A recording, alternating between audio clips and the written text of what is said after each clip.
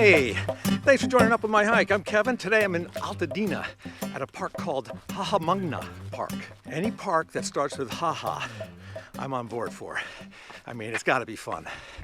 And this trail is very popular with mountain bikers. I don't get that whole mountain biking thing. You know, they clip their shoes onto the pedals. What if you fall?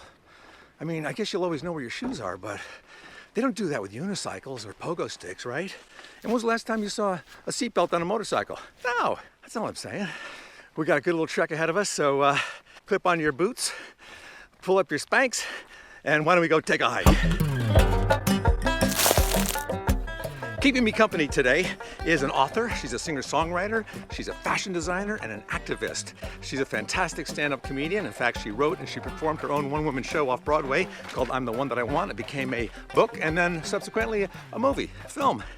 And she currently hosts her own podcast called The Margaret Cho. That's right, ladies and gentlemen, today we're hiking with the very engaging and enlightened Margaret Cho. Margaret, I've known you maybe 30 years or so? Yes. Or more? Yes. But I've never really hung out with you. Yeah. And, you know, we'd be on gigs together and stuff. And, and when I came over to your house to get you today, it was like, I didn't know that Margaret Cho. I don't know if it's like a different persona you do in your act. The Margaret Cho that answered the door and that I came in and hung out with for a while seems like a much softer kind of, like you're not even a comedian. No. It's a very soft lady. Yes, you are. You know, when I started comedy so young, like I was a real young teenager and I was so small, and I had to convince some people that, you know, didn't believe that I was a comedian, and so I had to sort of build up this kind of maybe a character that was more forceful. That wasn't really me. Yeah. So I think that maybe like my stand-up style developed out of that, because I had to really just persuade people that I was much larger than I was. Yeah, right. But also I think you're very fervent about certain topics and subjects. And I've noticed people have written that you are like a patron saint of nice. The outsiders that can't speak for themselves. Yeah. So I think maybe that's that force in you.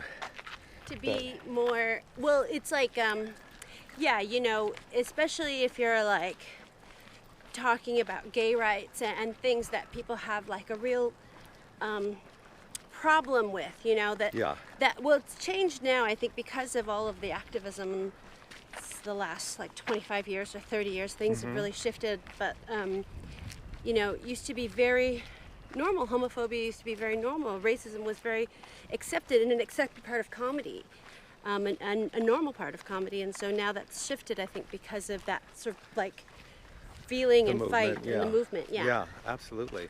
Well, and also I know that I think you probably get a pretty big gay crowd. Yeah, when you perform. Yes. Why is it that is it just the material? Is that what attracts some gay people? Like Kathy Griffin gets a large gay audience, right? Yes. Well, I mean, it is. Traditionally, it's something that really is attractive is for the gay community, or gay men in particular, are strong women. And there are even, there's like a long history of that in theater and in music. And of course, like you think about like Judy Garland and Bette Midler are good examples. Or Cher is probably the ultimate. Cher, true. Cher is the ultimate because of her, I think all of the glamour, all of the strength, all of the feminine power, it's very alluring. And, you know, like all of these women are very proud gay icons. Well, I think probably actually the ultimate is probably Madonna. What if dogs ate their own poop? Sometimes I know, they do. yeah, they do, but sometimes, what if they did it all the time, so you never had to pick it up? Well, it was just a cycle. So it would just like be recycled, they would just eat their poo, and then that would be... That would be it. Continuous cycle. I think more people would have dogs then, because they wouldn't have to pick up the poop. The cycle of life. Yeah.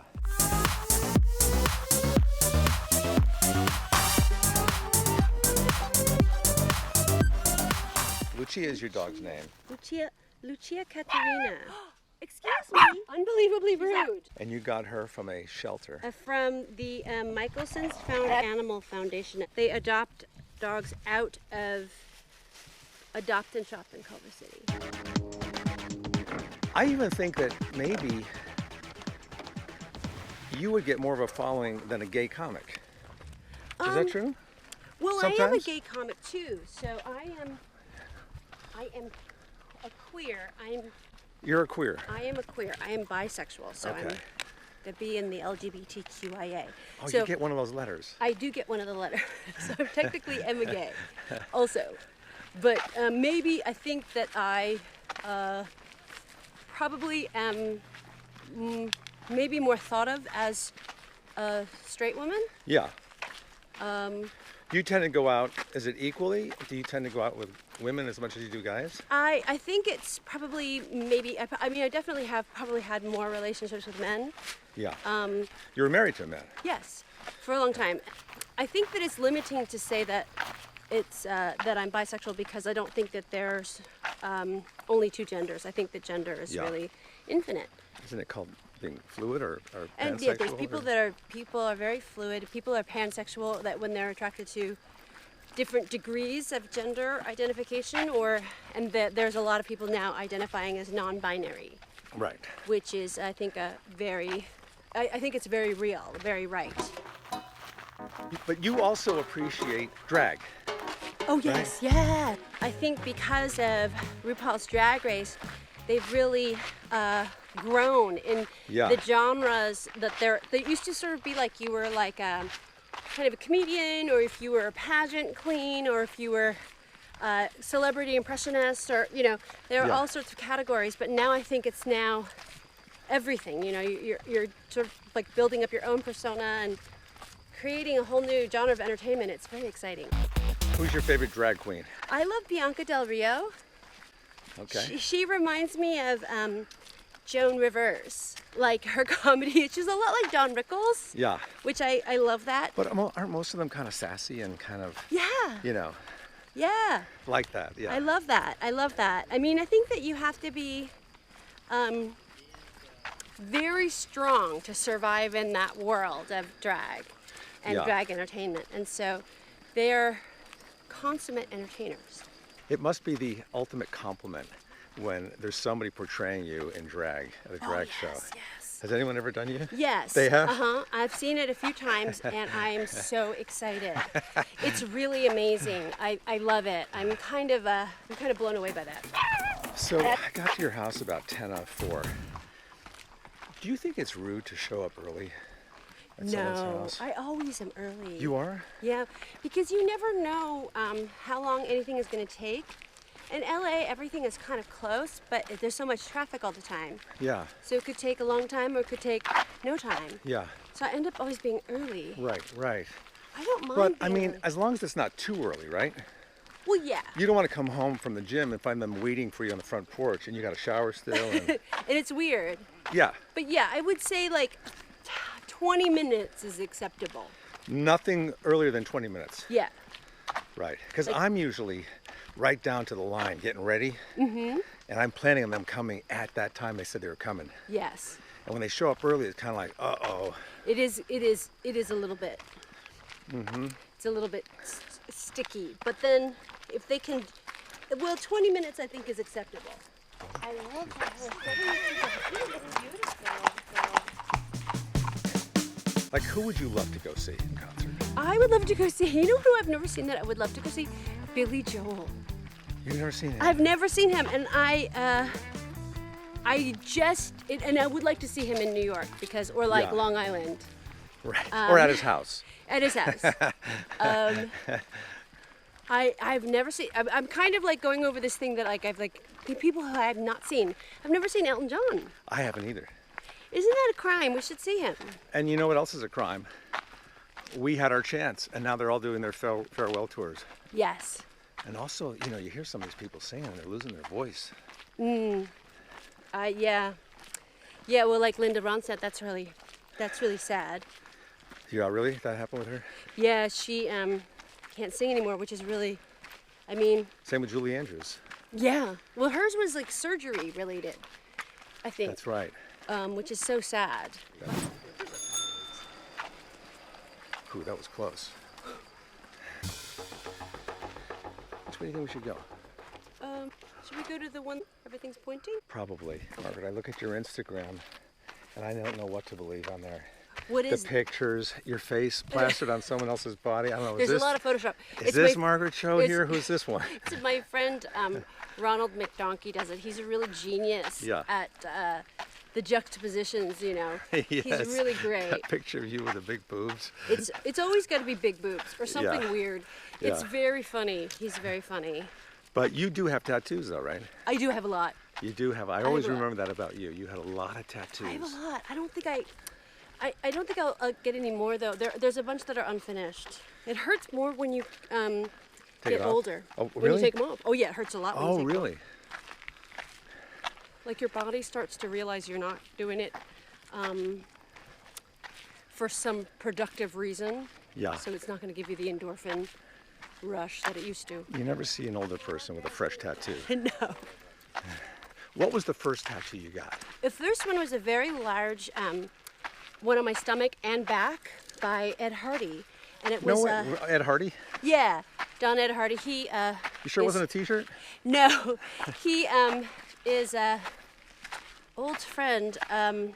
He used to sell his tattoo books, Tattoo Time and other books at my father's bookstore when I was a kid. So he would come in and he tattooed some of the employees there. And so when I got my first tattoo, I knew that it would be big and I knew that it would be him. There's a couple I shouldn't have started because they were so painful. I knew that I wouldn't be able to finish, like behind my knees. It's the weirdest place to get a tattoo and it hurts so bad. What's the best self-help book you've read over the years? Oh, there was a time when all of the female comedians, we were reading the rules. And you know who bought it for me? Caroline Ray bought me a copy of the rules. And then I think I gave it to Janine Garofalo. Yeah. But and everybody's better now. Yeah, I don't know. Now that I look back on it, I don't know if it was the best, but it did give you an idea of valuing your own time. Yeah. And learning how to say no. Learning how to say no and kind of being more autonomous, but it was kind of like this thing of like you're trying to be more independent so that you can catch a man. That's sort of the idea that I got from the book, which I don't agree with. When you see other Asian comics performing, are you like competitive a little bit with them? No, because they're like my children. Yeah, because you've been doing this for a while now. You're not. They're my children. They're your children. I'm so proud of them. It's really exciting. And do you ever watch them and go, "I did that joke back in 1990." Well, or I did that bit. It's more like, oh, I know what this is inspired by. Yeah. Like I know what this comes from. Yeah. So much like feeling. There's a feeling of like just real like excitement and pride. Yep. It's really heartwarming. That's really to me, that's, I think, the greatest achievement is if you can, like, influence other people to do something, you know, that's really cool. Margaret, you're into fashion, right? Yes.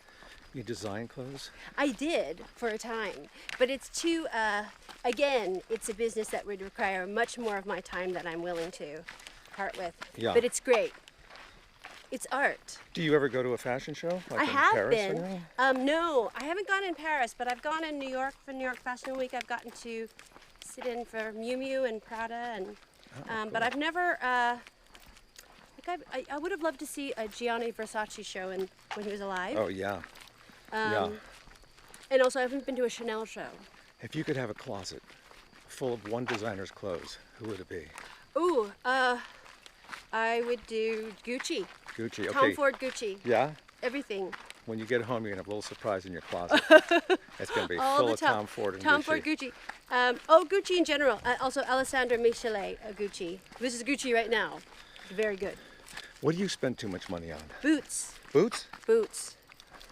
Cowboy I really boots? am crazy. Or just kind of boots? Just like I've gone through a cowboy Gucci boots phase. yeah. But yeah, I just I bought the new Gucci boots, which are just, I mean, nobody should spend that kind of money, but I had to. You just have to sometimes. Did you and your family take vacations growing up? Yes. Did you go like on car rides? Sometimes we would do like a camping vacation. Yeah? Something to like Yosemite. Right? Or we would go to Hawaii. Also in Korea, we would fly to Korea and camp. If you woke up in a campground in Korea, would you know that you were in Korea? I don't think so. All the trees look the same? It looks kind of the same. It's a little bit wetter than here in California. You feel like you were like in like the Pacific Northwest more maybe. What's the most scared you've ever been? One time I was in a hot air balloon accident. Oh no! And the balloon crashed and we were dragged. Oh no, that's my nightmare. And somebody died, not in our basket, somebody died in the balloon over from us. But it was really scary. And how high up were you? We were, I don't even know. What happened? I mean, How did it 3,000 feet crash? up. There was a freak windstorm. It was in Napa Valley. It was perfectly clear. And then the wind started blowing really fast and we got caught up in it. And they had to take all of the hot air out of the balloon so we wouldn't keep going up. Yeah. And we just crashed. I was worried about fires in those things. Yeah, you would think that would be a thing, but it was not. They didn't catch fire, but yeah. It that was was very scary. So that was a scary thing. Will you ever go up in a balloon again? Well, probably because the chances of it happening again are astronomical. You and I think differently. Yes. You have brothers and sisters? I have one brother. He's younger. He's 5 years younger. And what does he do? He is an actor and producer. Does a lot of different stuff. Out here? Yes. Great. His name is Han. He's very social. Yeah? He's always out in Hollywood. Would you say you're not social? I'm not that social, but mostly because we're always doing shows. Yeah, if you didn't do stand-up, do you think you would go out much, or would you be more of a No. homebody? I would be a homebody. What would you do if you weren't doing stand-up? Fashion I don't design? know. Maybe I would like to think that I would be a veterinarian. Yeah, you love animals. I love I know animals. you do a lot of work for some of these animal I love organizations. But I don't know if I would be very good in medical school, even as a vet. Oh, right. It'd be hard.